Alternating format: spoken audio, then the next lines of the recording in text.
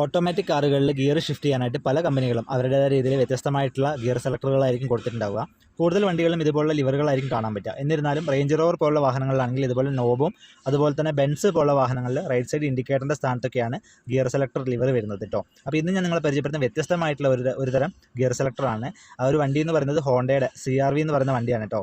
7 സീറ്ററാണ് ഈ വണ്ടി വരുന്നത്. അത്യാവശ്യം നല്ല സ്പേസ് ഉള്ള ഇന്നോവ ക്രിസ്റ്റൻ്റെ ഒക്കെ തന്നെ സ്പേസ് ഉണ്ടെന്ന് തോന്നുന്നു ഈ ഒരു വണ്ടിക്ക്.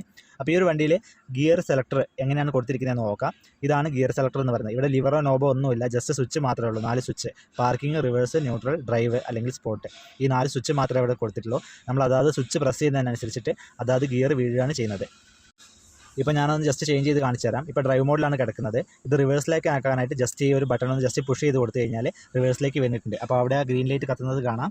അതുപോലെ തന്നെ നമുക്ക് ഓരോ ഗിയർ ഷിഫ്റ്റ് ചെയ്യുമ്പോഴും അല്ലെങ്കിൽ ഓരോ ബട്ടൺ പ്രസ് ചെയ്യുമ്പോഴും അതിൻ്റെ തൊട്ടടുത്തുള്ള സ്വിച്ച് കത്തും. അപ്പോൾ നമ്മൾ ജസ്റ്റ് ബ്രേക്ക് ഒന്ന് പ്രസ് ചെയ്ത് പിടിച്ചിട്ട് ഈ ബട്ടൺ പ്രസ് ചെയ്ത് കഴിഞ്ഞാൽ മാത്രമേ ഗിയർ ഷിഫ്റ്റ് ആവത്തുള്ളൂ. ഇപ്പോൾ പാർക്കിങ്ങിലാണ് കിടക്കുന്നത് കേട്ടോ. അപ്പോൾ ഇത്രയും സിമ്പിളായിട്ടാണ് ഈ ഒരു വണ്ടിയിൽ കൊടുത്തിരിക്കുന്നത്.